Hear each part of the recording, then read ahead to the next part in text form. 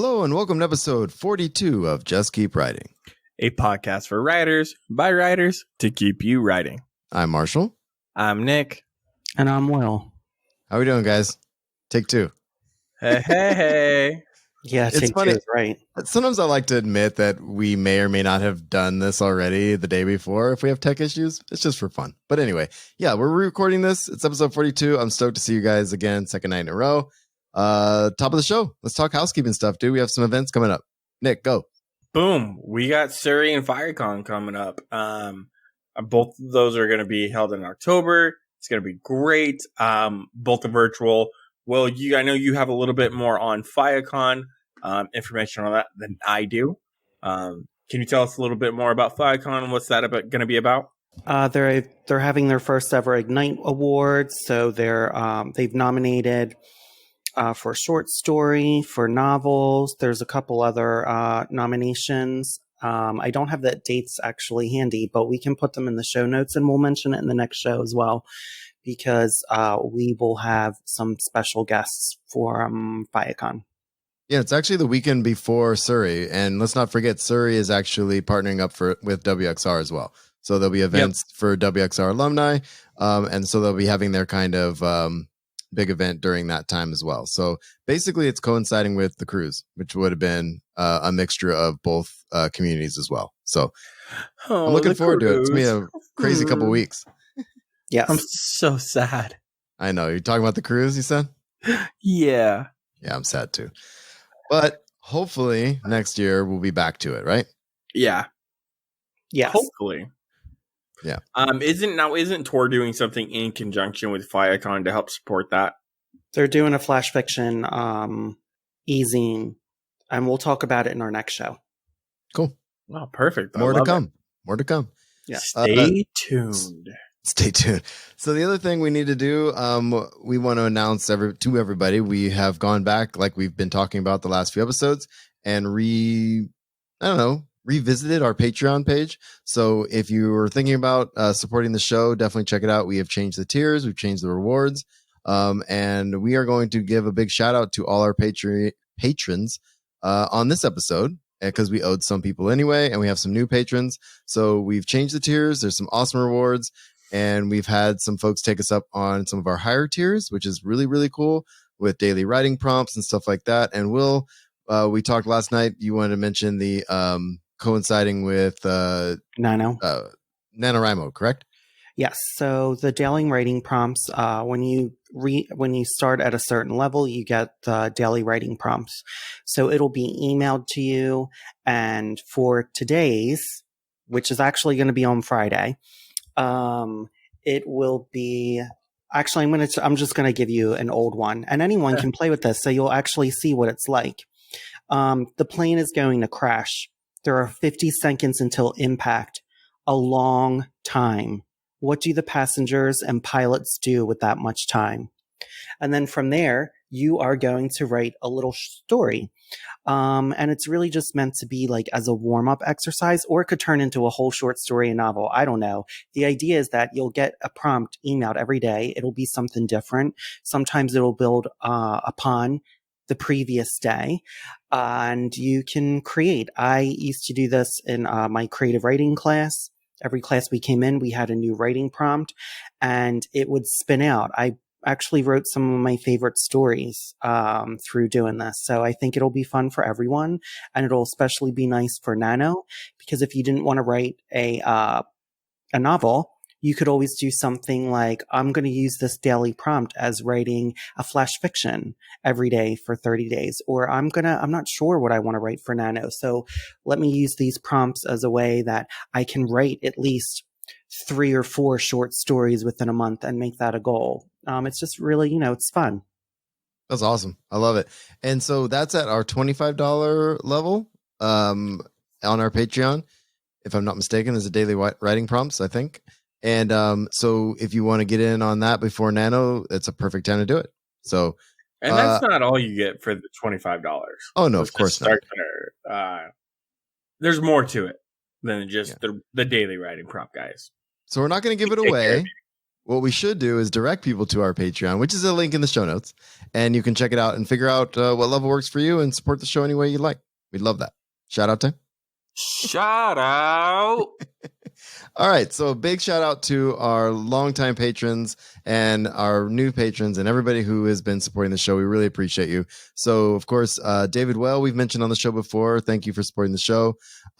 Gabriel, Marie, Mindy, Barbara Lund, and Constance, one of our newer patrons. So thank you all so very much for supporting the show.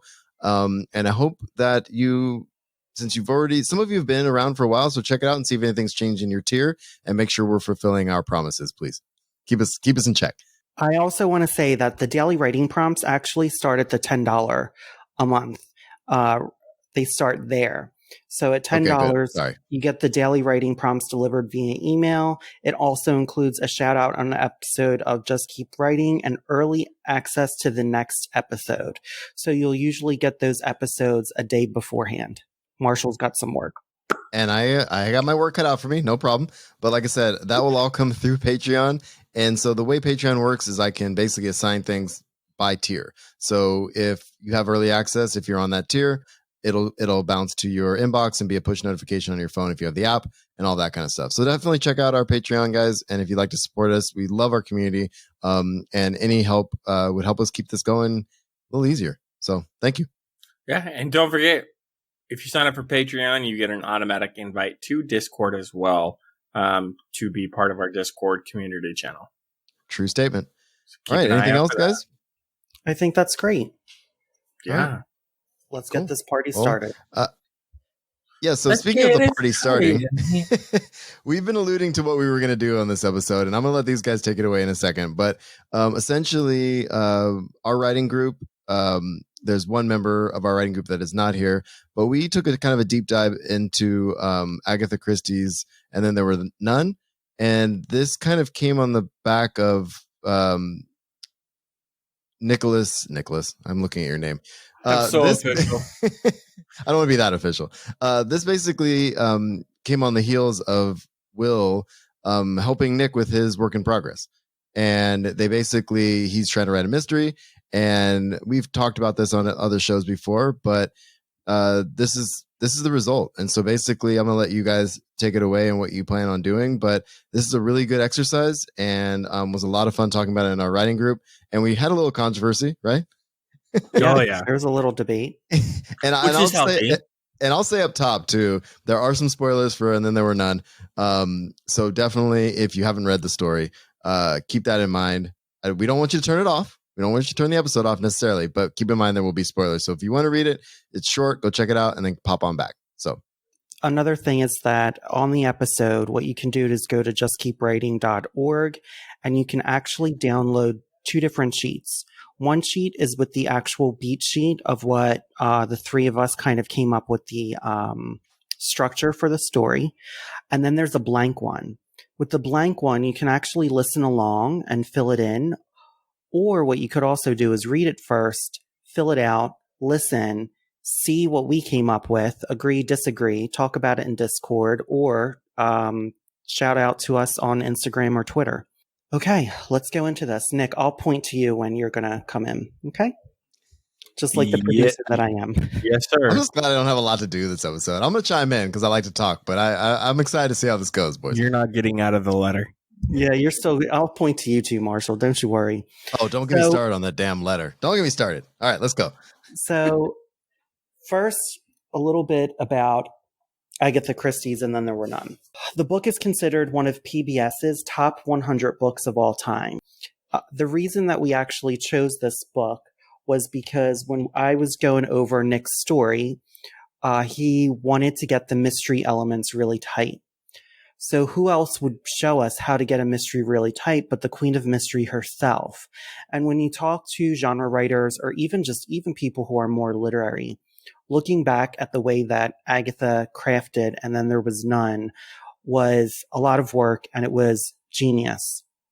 She really gave something that, even though it was written about 1939, 1940, is still now looked upon as really tense plotting, really a lot of twists and turns, And it was just a good way that if we could re-engineer how she went about it after reading it, and we did it through the 3-act structure from the book Save the Cat Writes a Novel. And it's in the Why Done It section. So the Why Done It section is a really great section that shows you how mysteries tend to be plotted out. And now for anyone who's a pantser or discovery writer, don't get afraid of the structure. Because I think most of us, I don't think any of us are really heavy outliners. But what we wanted to do was kind of just, even if it was just kind of like certain steps that we knew we needed to do, and intuitively let the story take over. I know from reading the book and working on this project with Nick, I've actually gone out and really kind of created more of a detailed outline of my current work in progress. And it has made it a lot stronger and at least given me things to write towards. And even if it changes in the middle, again, this isn't like a law. This is just a tool that you can use. And again, every book might be different of how you want to write it. Nick, what was your experience going over this before we start? Yeah, no, it was a really good experience for me because there's a lot of reorganization and shuffling that I need to do by going through this template and seeing how it's properly done. And then just better identifying where I am weaker or what I missed based off of this. So it really just opened my eyes, especially when it comes to the mystery part. That was the most beneficial, seeing how the mystery's plotted out, but still leaving enough breadcrumbs around to know, hey, someone can figure it out if they're really paying close attention to these certain points. Right. So I'm going to give everyone just a little brief kind of synopsis. I'm not telling you the whole story. It's kind of, think of it as the back of the jacket cover, okay? 10 strangers are lured to an isolated island mansion off the Devon coast by a mysterious UN Owen. 9. At dinner, a recorded message accuses each of them in turn of having a guilty secret, and by the end of the night, one of the guests is dead. 8. Stranded by a violent storm and haunted by a nursery rhyme counting down one by one, as one by one they begin to die. 7. Which among them is the killer, and will any of them survive? So instantly, just from that little bit, you are instantly pulled in.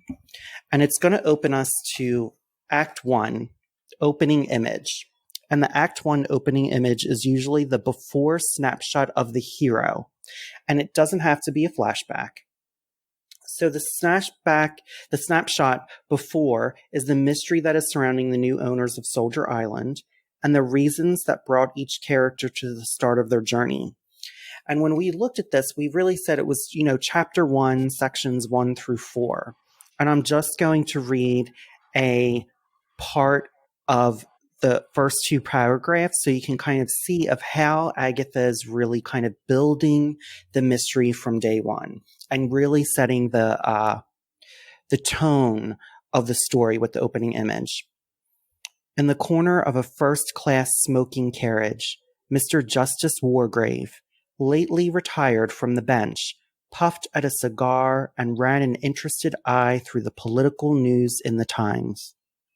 He laid the paper down and glanced out the window. They were running now through Somerset. He glanced at his watch, another 2 hours to go. He went over in his mind all that had appeared in the papers about Soldier Island. There had been its original purchase by an American millionaire who was crazy about yachting, and an account of the luxurious modern house he had built on this little island off the Devon coast. The unfortunate fact was the new third wife of the American millionaire was a bad sailor, had led to the subsequent putting up of the house and island for sale. Various glowing advertisements of it had appeared in the papers. Then came the first bold statement that it had been bought by a Mr. Owen. After that, the rumors of the gossip writers had started. Soldier Island had really been bought by Miss Gabrielle Turrell, the Hollywood film star. She wanted to spend some months there free from all publicity. Busy Bee had hinted delicately that it was to be an abode for royalty. I'm going to stop right there because we could actually go on a couple more pages.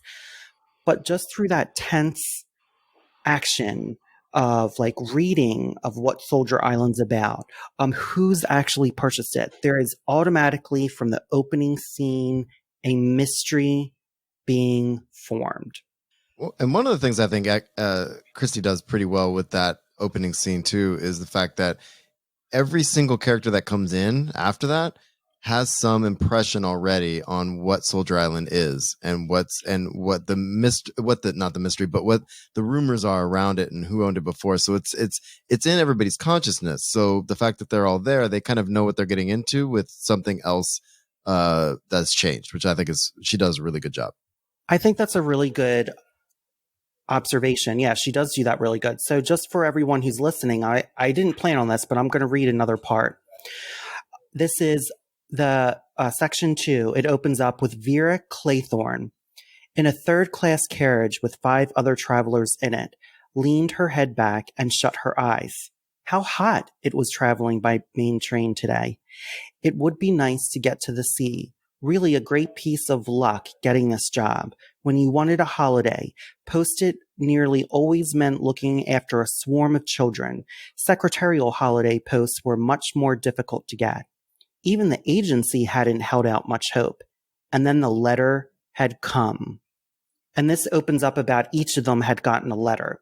So I think that's a good point, Marshall, because it's like, then we go to the next character and it starts creating another opening scene, but it reinforces the first scene and it really builds upon the mystery. And it moves pretty quickly from there. Yeah. And with some of the characters, it's more like, oh, I've heard of that place before, but then some, it's a little more ingrained and there's a little more going on there too, which is good. Yeah. And it was interesting how she started us having like in each of their point of views throughout the book. It was very well done. It was just thinking about it, it would have to be very hard to write. The next part in Act 1 is the theme stated. The statement made by a character that hints at what the hero's arc will be. This is what the hero must learn or discover at the end of the book. It's also referred to as the life lesson. Nick, do you want to talk about the life lesson? Do you remember what you... Yeah, I'm looking at my document right now. I have my notes. Good. So the life lesson was one of those... Well, I think in our group, you're the one that pointed this out the most. It was kind of harder for me to see in the beginning, but now I totally see it. There's a man in chapter 1, section 4, and he's like the cuckoo crazy guy. And I believe it's with Lombard, isn't it? Yeah. Mm-hmm. Yeah. And he says, just watch and pray. Just watch and pray. Judgment is at hand. Which Lombard totally discards and is like, you're way closer to death than I am. So exactly, and usually in these which stories, is foreshadowing in and of itself. Yeah, which is just really great how she does it, and that's in chapter 1, section 4. Spoiler alert: Lombard dies. Well, we can go over that as we get on, because we're going to spoil the whole novel, basically, everyone. Spoilers ahead. Now we have the setup, which the setup is the exploration of the hero's status quo life and all its flaws. It's where we learn what the hero's life looks like before its epic transformation. We also need to introduce supporting characters and the hero's primary goal. Show the hero's reluctance to change. Show stakes at risk if the hero does not change. So the status quo right here is, as a group, the status quo is that actually reach the mission, and it's where we want to go to chapter 3, section 1. It opens up with this scene, and I'm just going to read a little section. Dinner was drawing to a close. The food had been good, the wine perfect. Rogers waited well. Everyone was in better spirits. They had begun to talk to each other with more freedom and intimacy. So here we start to see that, the cast is getting comfortable with each other. Their guards are starting to be a little bit down, even though they find it a little peculiar about each other, because they all seem so random and unconnected. Yeah, and even what's her name? Vera, was it? Yeah, Vera. Even her, it's like, she gets a letter that says, but she's never. I think throughout the course of the conversation, if I remember correctly, all of them figure out that none of them have actually know who owns this place or have met that person, and especially Vera, who's actually employed by them, and even the Rogers, butler and the kitchen, the staff. Is having this like, well, we don't really know them either. Obviously, we're all just kind of new here, so it sets up a really tense, mysterious tone for sure. So from there, and so that brings us to what the hero's goal is. The hero's goal is to find out who their mysterious host is. Who's actually hosting them, because after they start to open up and they have dinner, it's still kind of like, okay, this is so strange. The next part is the catalyst. Within the first 10% of the book, it's inciting an incident or life-changing event that happens to the hero that will catapult them into a new world and into a new way of thinking. The action beat that is big enough that does not let the hero return back to a status quo world. And this enters, I think, one of the creepiest part of the stories, which is the gramophone.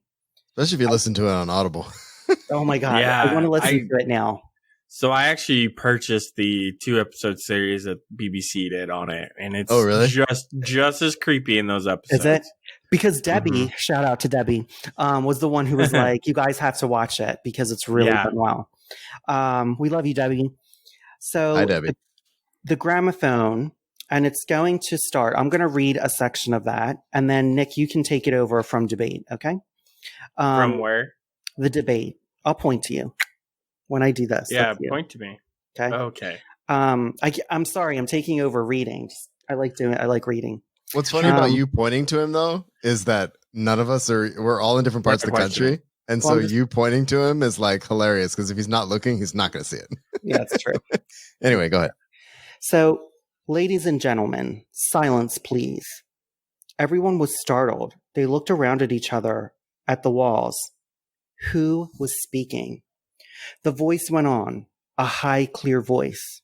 You are charged with the following indictments. Edward George Armstrong, that you did upon the 14th day of March, 1925, caused the death of Louisa Mary Cleese. Emily Caroline Brent, that upon the 5th of November, 1931, you were responsible for the death of Beatrice Taylor.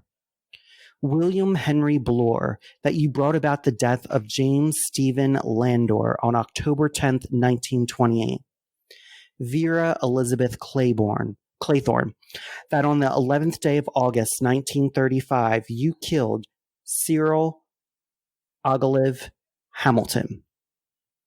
Philip Lombard, that upon a date in February 1932, you were guilty of the death of 21 men, members of an East African tribe.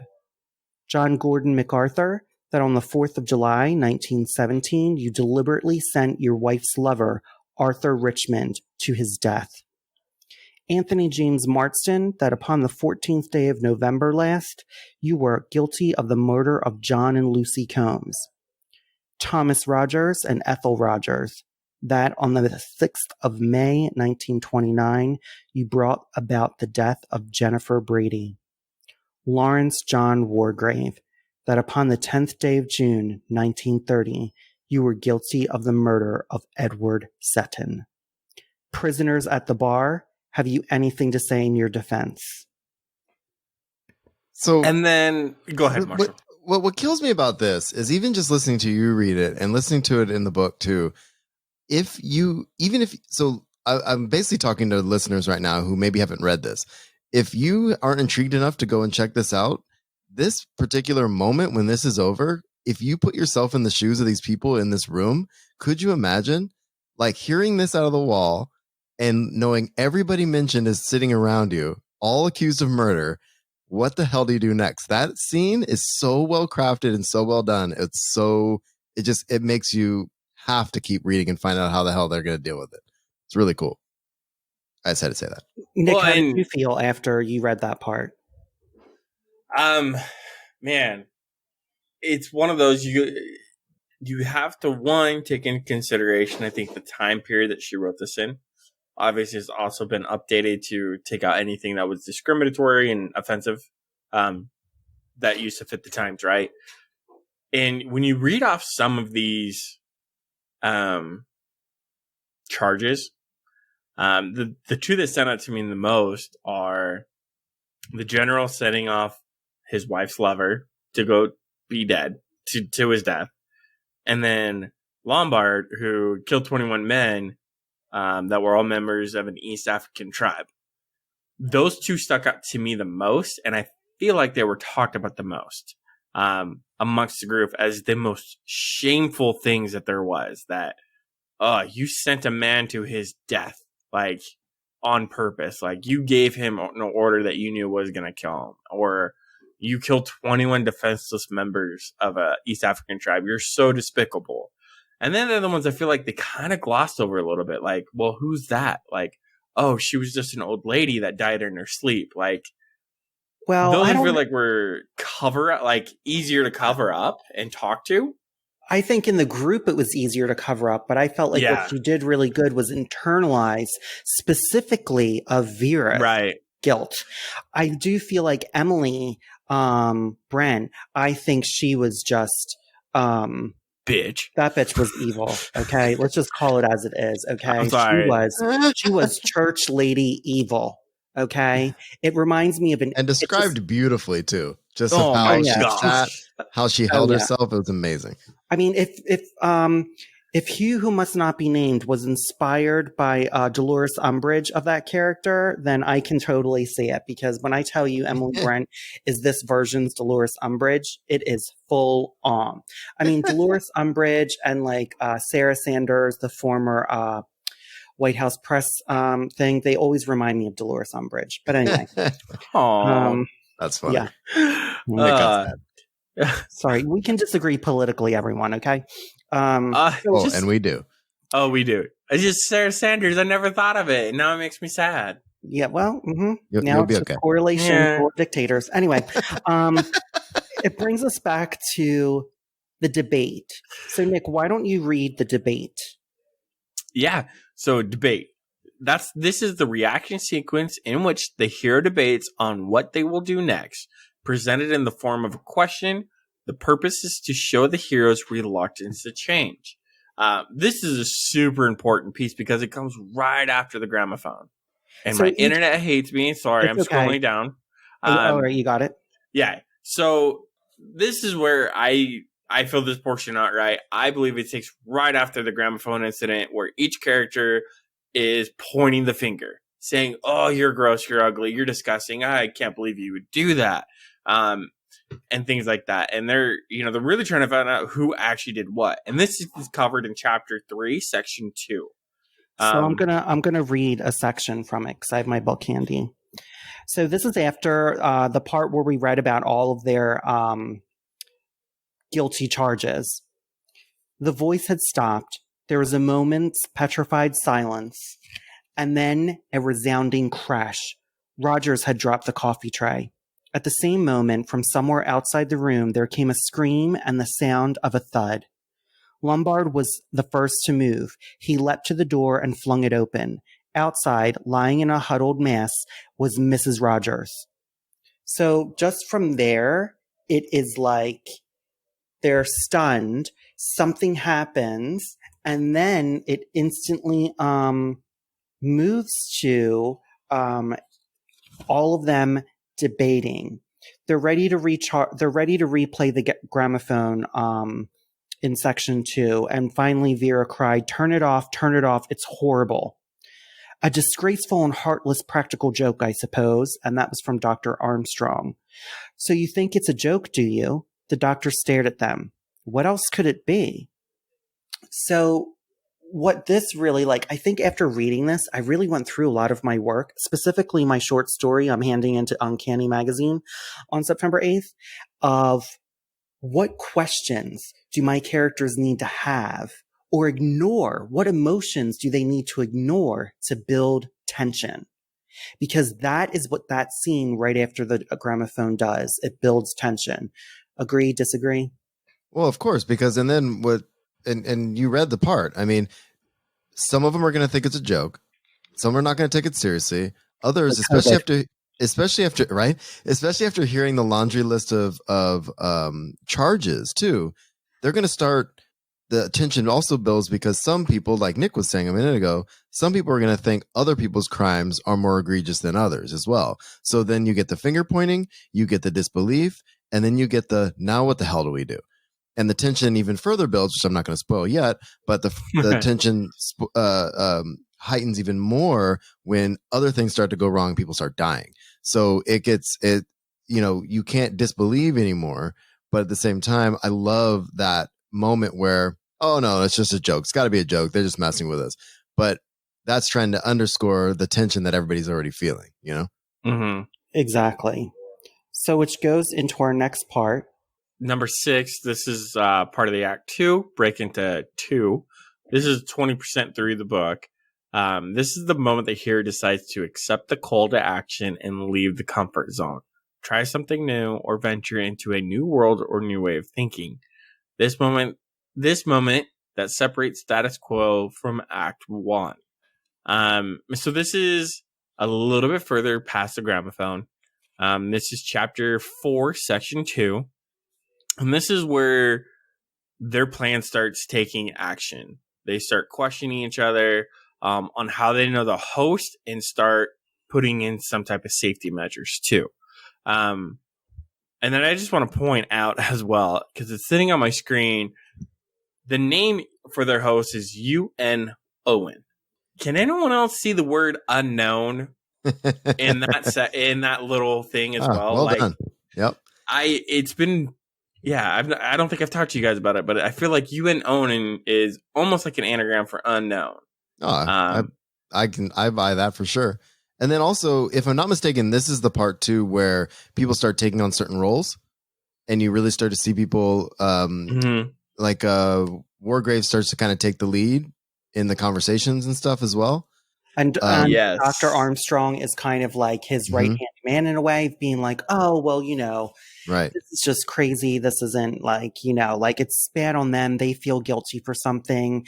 Dr. Armstrong says, about how his license was revoked over an accident, that it really wasn't a big deal. It wasn't something he could control. So you start to question then, well, then is someone really guilty? Is someone not? Because I feel like with some of the characters, and I feel like Vera in a lot of ways, I kept questioning, like, is she guilty of something or was it an accident?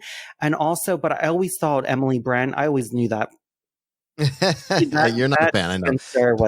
I was like, no, you're going to hell, girl.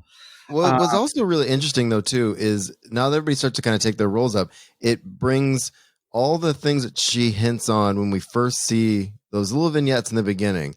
Everybody settles into those roles and all of that starts to heighten a little bit. You get to see, your favorite person get a little bitchier, and you get to see, the doctor try to explain himself and all that kind of stuff. So I think this is that the tension is building and everybody's falling into place, basically. Yeah, and kind of as we're looking at the sheet and I'm looking at it as well, almost at the same time, the B story is developing, right? This is, at about 22% of the book. And what we have officially is introduction of new characters to help the character learn the theme, also referred to as a helper character, love interest, mentor, nemesis, family member, friend, etc. But really in this book it's the internal dialogue. It is their internal thoughts that they're having with each other that's being introduced now. Which is incredible. Like, they're going over their past. Like, this is where, like, with Vera, like you were saying, well, I don't know. I didn't know until so far down the road if I believed what she was saying or if I was believing the backstory coming out. Because she really struggled with guilt on that. Also, I think this is really something interesting. So I think what happened with the B story too is when they started looking at each of the characters. So the one that I found the most interesting was in Chapter 4, Section 4, and I'm going to just read a little bit of this. There was a silence in the room. Everybody was looking covertly or openly at Emily Brent. It was a minute or two before she became aware of the expectation. Her eyebrows rose on her narrow forehead. She said, "Are you waiting for me to say something?" "I have nothing to say." The judge said, "Nothing, Miss Brent?" "Nothing." Her lips closed tightly. The judge stroked his face. He said mildly, "You reserve your defense?" Miss Brent said coldly, "There is no question of defense. I have always acted in accordance with the dictates of my conscience. I have nothing with which to reproach myself." There was an unsatisfied feeling in the air, but Emily Brent was not one to be swayed by public opinion. She sat unyielding. Here, I feel like we are seeing certain characters in this scene become friends with each other because they're finding a common enemy. And who is going to be that common enemy right away? The person who feels like they've done nothing wrong. And that also ramps up the tension, because then I feel like as the reader, you could think, well, what could she have done? I mean, I just thought she was like an asshole. Sorry, everyone. But I was like, what could she have done? She's like an older spinster. So that leads us to fun and games. Take it away, Nick. Part. Go ahead, Nick. Nick's Nick, are you muted or what? I apologize. Yes, my mic was muted for their sec. Fun and games. This is the fun part. It gets really exciting, and you start seeing the poem that is read in the very beginning come into place. So this is about 20 to 50% of the entire book, right? You see the hero in their new world, either loving it or hating it, succeeding or floundering. Promise of the promise. This represents the hook of the story. And this is almost a callback to the theme of the book, judgment is at hand. Yeah. Yeah. And then also the title, really, because you start to see victims 1 through 3 are gone. Mrs. Rogers, MacArthur, the one actor or who's the drunk dies. But I also want everyone to realize that in this book, that poem, which we didn't read to you, but I think I'll read like a little bit of it, but it's like 10 little soldier boys went out to dine. One choked his little self, and then there were 9. 9 little soldier boys sat up very late. One overslept himself, and then there were 8. 8 little soldier boys traveling in Devon. One said he'd stay there, and then there were 7. So here, each time a victim is dead, there were 10 little soldiers placed out in the dining area, and each time they were gone. And then they start to look at the toy soldiers and start comparing them to the poem and how people are dying, which leads us to, Nick, our midpoint. But what's also crazy about the soldiers thing, too, is as a reader, you have to actually start to think, too, because if, let's say, one of these people is doing it, when are they doing it? How are the soldiers being taken? And why is nobody noticing? And so these are the questions in the reader's mind, too, that she's messing around with, too. So we're invested in these characters, but then we also have to try to figure out, okay, sure, it lines up with the poem, but who's instigating all of this? So that's the best part about this mystery is you have to keep asking yourself that question. Well, it has to be so-and-so. Oh, wait, they're dead. Okay, so you know what I mean? So anyway, continue. And the beautiful part about what you're saying, too, is, we're not talking about it now, but it describes how each and every person dies and how it's related back to the poem. Exactly. Which I think is super important because there are some metaphorical ones in there as well. Midpoint, number 9. This is halfway through the novel where the fun and games comes into a false victory or false defeat. Something here needs to raise the stakes and push the hero to real change. Before we get to that, I just feel like this is what she does so well in her crisp. She's not, what I love about Agatha Christie, specifically this book, is she is never verbose about things. She explains things and paints a picture clearly and short. And really at the time, if you think of novels being written at that time, it wasn't always that way. There was a lot more of a flowery type of prose during that time. in literature. And I think what Agatha does so quickly is she describes things so it paints a picture, but she almost pulls back a little bit more to do two things.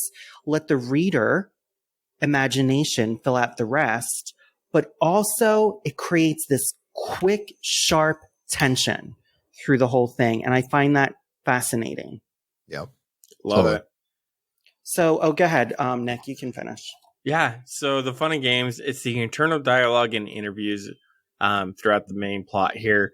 Of course, characters interacting. We have more information on the characters. And you start to realize, Lombard full on admits it as well. Some of them are guilty, but they were never convicted. So you start to see that their actions, what they're being accused of, were not you wouldn't be able to prosecute someone on those. So it was outside the jurisdiction of the law for the time, right? And this is also where we see the A and B stories. A and B stories are coming together. And so really, I would say like the A story is the main mystery of who's killing them. The B stories are all these little individual stories that are feeding into those stories. And what is great about this is as you start to get into the frame of pictures of each of them, they all have this, well, no, that's not how it happened. When they think about themselves, they're still seeing themselves very much as a victim of the circumstances of the island and that someone is crazy here. Right. It's less to do with what they did in the past and more about the situation they're put in. Now, let me ask you guys this, because it isn't on our sheet right now. But for the A plot here, right? We start getting kind of more of a sense of who UN Owen is. Without any spoilers or anything like that, what do you surmise of Mr. Owen's personality? What do you know of him so far in this book about everyone he's accused of crime of is guilty but can't be punished within the restrictions of the law? Oh, he's an old school vigilante, Batman style, but Batman right? I mean, they're not going to get held up in court. They're not going to do jail time, but Batman is going to, bring the hammer down, so to speak. Right. Right. Yeah. I really loved what Agatha Christie did here, though. Is just put those little nudges in there, the vigilante aspect of it. Yeah. Someone who's going to take the law into their own hands. Which then, if you think, you're trying to point it at one of the characters that's still left alive, it makes it even harder. Exactly. Because none of them were known for any of that. So number 10, the bad guys close in 50 to 70% of the novel. The midpoint was a false victory, downward path that is progressively worse for the hero. If false defeat, upward path where things seem progressively better for the hero. Regardless of the past, deep-rooted flaws and internal conflict are closing in. What would this look like? So there was the gun missing. This might be my favorite part of the novel. When the gun goes missing, yeah. I'm like, oh, hell no. Yeah. I was so confused. Totally. The shower curtain was missing. Wargrave dies. Gun is back in original place. Leads to just the last 4. Mm-hmm. This is at the point when I'm like, okay, is everyone dead? Like, I just want to know, like, so in the story, everyone, they kept putting each of the bodies back in their original rooms. And like, I'm sorry, but like, maybe this is like my mother's supernatural influence affecting me, but I'd be like, okay, those bitches are raising up from the dead. I am going to go check on them. Are they really dead? Because or it's just bad horror movie. It's like, of course, like you don't check and the killer you think is knocked out and you put him somewhere for safekeeping. And then all of a sudden he's, cutting your head off. Yeah. Right? Yeah. It's just no way. God, and then, I love this part. Yeah. Cause this is when the tension really, really gets super tight. Then number 11 this is where all is lost. The lowest point of the novel, the action beat where something happens to the hero combined with internal flaws that pushes the hero to rock bottom. What does this look like? And we go to chapter 13. And this is where they lock themselves into their rooms after Justice Wargrave is placed back into the bed and covered. So I want to read just a real quick part of chapter 13 so you get the sense of where everyone's at. And when they lock themselves in their room, like, I thought that was dumb too. And it's hella dumb. I thought it was perfect. But it's also classic, tension builder. It's like everybody is where they're supposed to be, so it couldn't be one of them, right? But then what's going to get someone out of the room, right? And that's what I love about this scene. Well, another thing too is when you just think about how dumb people are, people will start because they are. Okay, let's be honest. Look at what's happening right now. Everybody goes to the ocean to look. Honestly, let's look at what is happening now in our country. Yep. There's certain things that you're like, okay, that is just so obvious. Like, why are you turning against someone? Right? So this would just be classic human nature that they all feel like they have to look out for themselves. Right. Which, you know what? Let's be real. This is why they're all in that fucking situation in the first place. They're pretty selfish. So this is how chapter 13, section 1 opens up. One of us. One of us. One of us. 3 words, endlessly repeated, dining themselves hour after hour into receptive brains. 5 people. 5 frightened people. 5 people who watched each other, who is now hardly troubled to hide their state of nervous tension. There was little pretense now. No formal veneer of conversation. There were 5 enemies linked together by a multiple instinct of self-preservation. And that says it right there, everyone. Love it. So then that leads us to number 11. This is the part where all is lost. The lowest point of the novel, the action beat where something happens to the hero combined with internal flaws that pushes the hero to rock bottom. What does this look like? Nick, what does that look like? A. Man.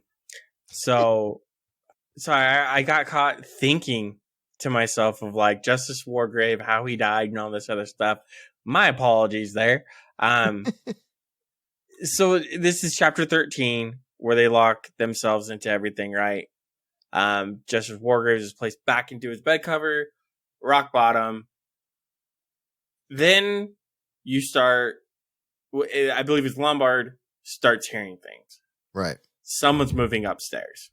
And this is classic thriller, horror, whatever you want to do. It's like, as soon as everything is quiet, someone hears something, but then do they sit there and ignore it? No. They have to go investigate, right? So then it all gets crazy. Which again, because of the way she builds the tension, also seems logical for some of the characters, because some of those characters are straight up control freaks. Right. So it leads us to Dark Night of the Soul, which is 75 to 80% of the novel. Reactions where the hero takes time to process everything that has happened, and the hero should be worse off than beginning. Darkest Hour. Moment right before the hero figures out the biggest moment in the novel and learns the theme of the novel. This is where it's down to 3 of them. Armstrong is dead, which is on chapter 16, section 1. Glorious. And now this is when they discover Armstrong, right? Because what's his name went after Dr. Armstrong thinking he was the one moving around. And then they're all at the beach, right? And then they find his body, correct? Yep. So here it goes. I'm going to read section 1. Aeons passed. World spun and whirled. Time was motionless. It stood still. It passed through 1,000 ages. No, it was only a minute or so. 2 people were standing looking down on a dead man. Slowly, very slowly, Vera Claythorne and Philip Lombard lifted their heads and looked into each other's eyes. Bam. Then it goes into section 2. Then we have... Then we have... and we're basically in Act 3 at this point. Right. Yeah. We're right up at the end here. And then Act 3 is coming up right now. Yeah. So this is Act 3 that we're going to talk about now. And this is called Break into 3. 80% of the novel. An aha moment. Hero realizes what they must do to not only fix all the problems in Act 2, but also fix themselves. The arc is nearly complete. This is where Vera accepts what she did and takes her own life. Do not read the quote, the parentheses. Yeah, don't. Yeah, I was gonna say, don't do that yet. But so it's interesting because so who is it that goes back to the house and leaves the two of them? Right? Doesn't that happen? They're all three at the beach, and then they're trying to figure out what they should do. And then one of them, the guy with the gun, leaves. Correct? Lombard. Yeah, he goes back to the house and leaves Vera with the other guy. Yeah, but then who falls out of the window? They both go. Vera and Lombard go together, right? They come back, they find the dead body. Mm-hmm. They then come back and they see the windows pushed open, and then they're like, oh my God. They run up, they hear something, and then they look down from the window and they're like, oh my God, he's dead. Yeah. And then they're like, dun, dun, dun, dun. And then Vera just like kind of loses it. Well, and I mean, and essentially, she thinks she's the very last one, correct? Yeah. She is the last one. Yes, she is the last one. So she's the last one. And she takes her life, and this goes along with the poem as well, right? Mm-hmm. And it all neatly wraps up, sort of. And then we get to the part that I hate, but continue. So here is the finale. This is 80 to 99% of the novel.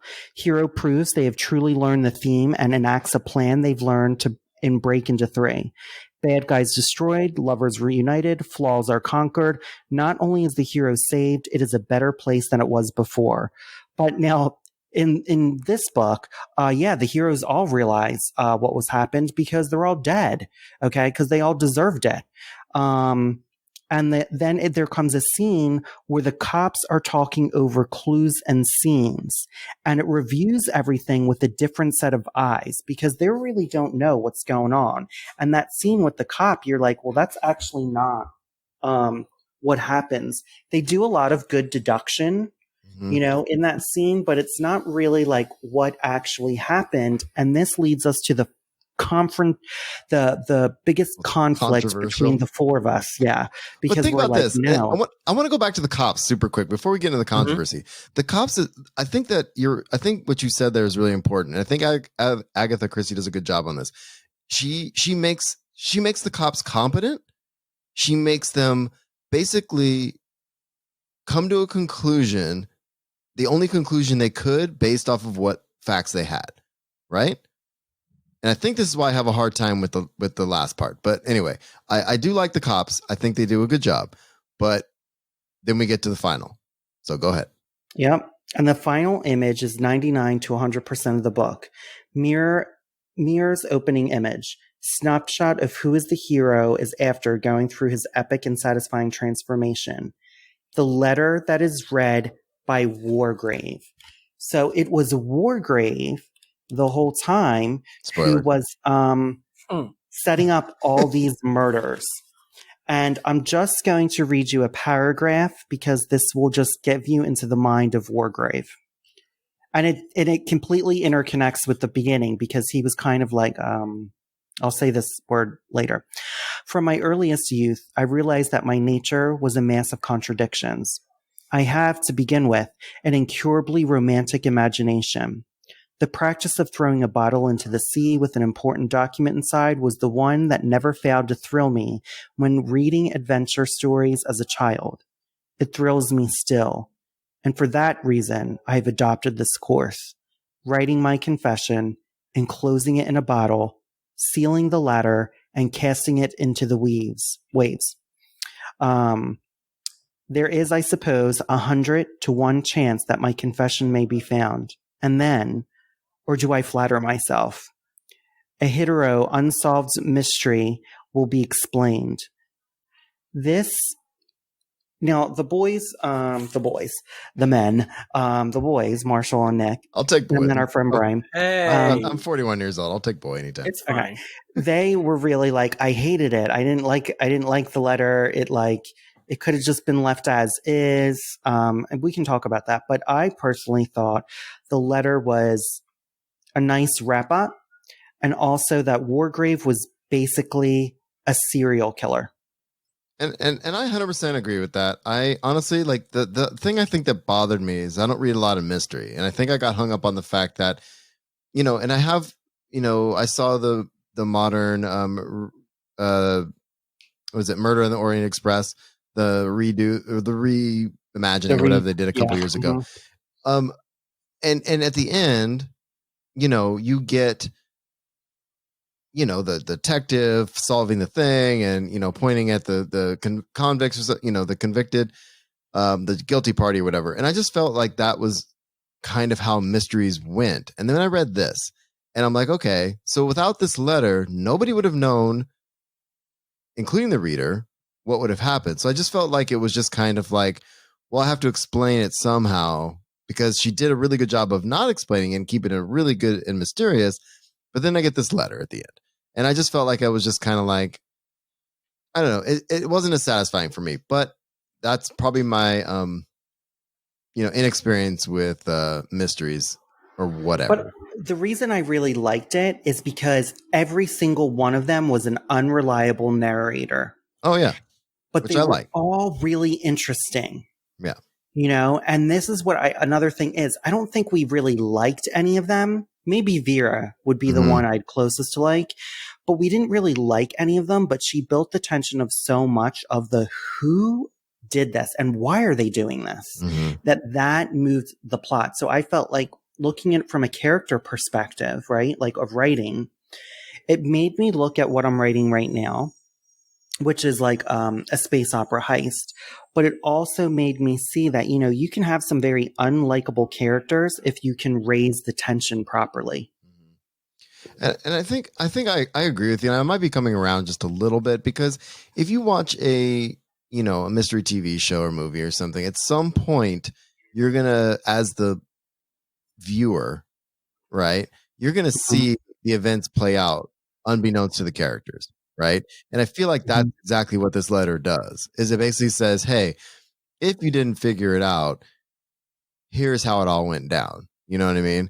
And so on that level, I think I'm kind of okay with it. I just felt like I wanted to find it out through the course of one of the characters, but considering they're all dead, not much to be done about that. So I think that's the only way she could have done, if she is going to stay true to the poem and then there were none, she'd have to do something like this in order to pull it off. So I don't know. I've come around, I think. I like the open-ended mystery without the letter. I felt like that was a better ending. My initial feeling as well. Me, I don't agree with that at all, because I'm thinking of your story, Nick, of why we actually started like going over this. I think it would be really interesting if the one who's possessed does something creepy with a letter. Without, at the end. Do I want to spoil this for you? No, I'd rather read it. No spoilers. No spoilers. Seeing everyone's gonna get hyped. I have a possessed person. Yeah, there we go. Yep, everyone. I actually really, really like that character. Is the perfect. Yeah, that's one of my favorite. That is one of my favorite characters in the book. For me, the letter. I don't know. I didn't get a sense of believability that he was a serial killer. Like read the letter. You guys tell us what you think. There were some disbeliefs in there. I think we talked about whether or not he was a serial killer in our group of 4 of us for what, half an hour? At least. Yeah. That went on for a while. To me, after studying criminology and the psychology of people who commit crimes, and that's including serial killers, serial rapists, and all this other stuff, right? He doesn't fit a profile. We did not know this information back then, but we do now, right? So I see it. If I didn't know anything then, I'd be like, oh yeah, he's a total serial killer. He killed 10 people in one night. But at the same time, it's like, but he's never done it outside the law before this. He's an anti-hero. Disagree. No, I'm going to disagree with you. He killed people before because he sentenced them. He was a hanging judge. He is a serial killer, because serial killers is about profiling. Everyone thinks it's about profiling a certain type, but it's also profiling that they were guilty of something. And he knew this, right? He knew that they had somehow done all of these things. Okay. But the law wasn't there. So maybe he's both a serial killer who also is maybe like, like the Punisher or Dexter, but he is, psychologically, I don't think he fits. His actions, he's a serial killer. Psychologically, no. So because to avoid this going for half an hour, here's what I want to throw out to our community, because I'm excited to see kind of after this episode drops, and folks who have read this, I want to see what our Discord says about this. How do you feel about the letter? Is Wargrave is he a serial killer? Does it matter? I don't know if it matters if he's a serial killer or not. I don't think the label is everything or the end all be all here. But I honestly, I think the fact that he felt compelled to commit these crimes in this way, and given his past, he's close. Whether you want to label him serial killer or not, he did kill a whole bunch of people. So I don't know. So I'm really and I'm trying to wrap this up, obviously. But what I want to do is kind of throw it back to the community, see what they say, and then come back to this on our next episode. So yeah, everyone in Discord, or shout out to us on Twitter or Instagram, and then also make sure you go to download to the website and download the sheets that we're going to provide for you, so you can go over it, see what we came up with, and also what you would come up with, and let's have a discussion about it.